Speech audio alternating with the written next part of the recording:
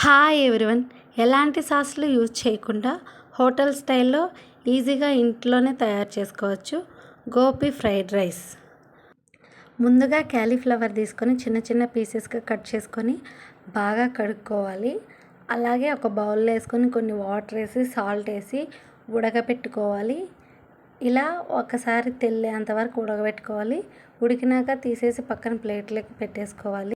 అలాగే ఒక బౌల్లోకి 2 స్పూన్స్ మొక్కజొన్న పొడి, 2 స్పూన్స్ మైదా పిండి, 2 స్పూన్స్ బియ్యం పిండి వేసి 1 స్పూన్ కారపొడి, 1 స్పూన్ ధనియాల పొడి, ఫుడ్ కలర్ వేసి సాల్ట్ వేసి అలాగే గరం మసాలా, అల్లం పేస్ట్, లెమను, ఒక కోడిగుడ్డు వేసి బాగా మిక్స్ చేసుకోవాలి. వీడియోలో చూస్తున్నట్టు కొద్దిగా వాటర్ యాడ్ చేసుకొని థిక్ పేస్ట్ లాగే ఇలా వీడియోలో చూస్తున్నట్టు కలుపుకోవాలి.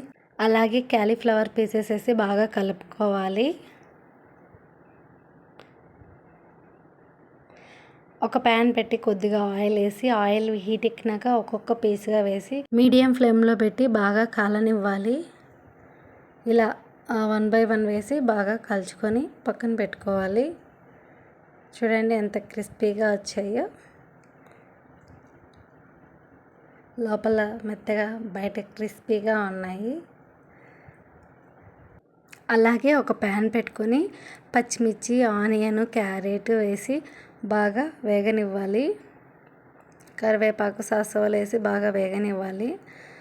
అలాగే ఒక 2 మీడియం సైజు టమోటాస్ తీసుకొని మిక్సీ పెట్టుకున్నాను. ఇలా పేస్ట్ లాగా వేసుకోవాలి. మీడియం ఫ్లేమ్లో పెట్టుకొని టమాటా పచ్చి వాసన వెళ్ళేంత వరకు బాగా వేగనివ్వాలి. అలాగే అల్లం పేస్ట్ వేసి బాగా వేగనివ్వాలి.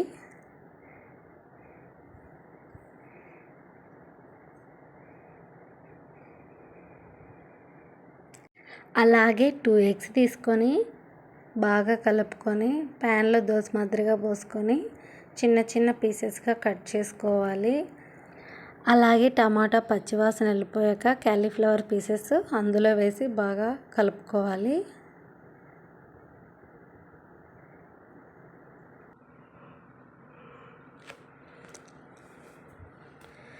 అలాగే రైస్ కూడా వేసి బాగా కలుపుకోవాలి.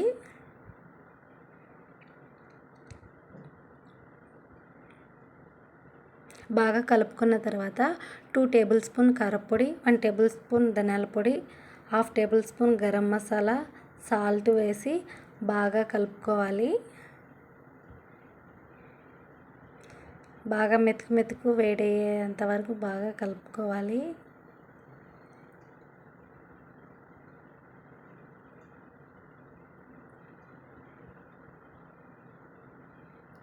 ఎగ్ చిన్న చిన్న పీసెస్గా కట్ చేసుకున్నవి ఇందులో వేసి బాగా కలుపుకోవాలి. అలాగే ముందుగా కట్ చేసి పెట్టుకున్న కొత్తిమీర కూడా వేసి బాగా కలుపుకోవాలి.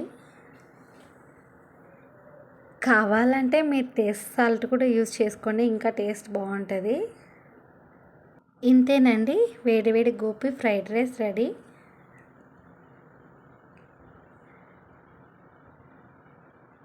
ఈ వీడియో మీకు నచ్చినట్లయితే లైక్ చేయండి, షేర్ చేయండి, సబ్స్క్రైబ్ చేయండి. మీరు కూడా ట్రై చేయండి. ఎలా ఉందో కామెంట్ చేసి చెప్పండి.